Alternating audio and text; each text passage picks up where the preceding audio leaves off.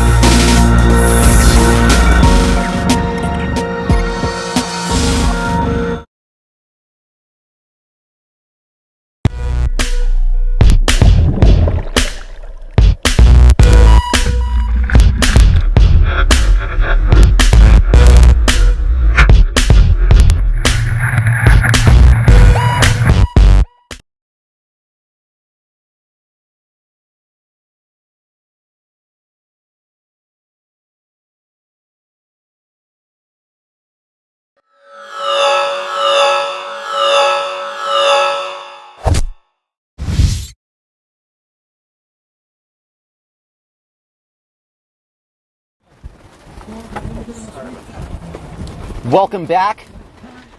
We are ready to go to start the second elimination bracket of the PWA Pro Men. We have a lot that's developed since you guys were here last. And let's start with the following. Yesterday I received an email from the PWA telling me that the Chile event is canceled. And that's heartbreaking for everybody. We're not going to point fingers. Nothing else to say other than the fact that this second elimination of the 2013 JP Aloha Classic, presented by Malachi Lodge, is the title decider. World titles are on the line.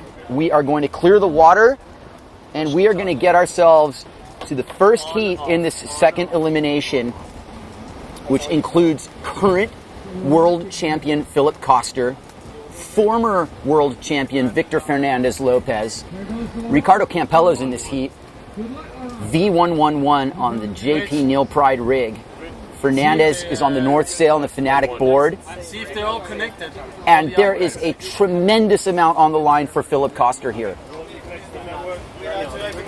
Big heats for Campello and Fernandez as well. Huge heat for Campello and Fernandez as well. Let's not get out of the fact that those guys are in the top 5, top 6 here. Make no mistake, it's Philip Koster's world title to lose right now. His destiny is in his own hands. He might not be at his home spot anymore.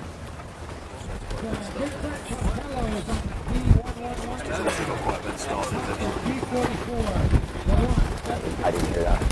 I didn't hear what he said. Fernandez definitely has a lot to play for here. He's a former world champion. He's won in the clutch before. None of these guys have ever sealed their world titles at Hokipa. This is a rare opportunity to make a very huge statement in terms of your world title prowess.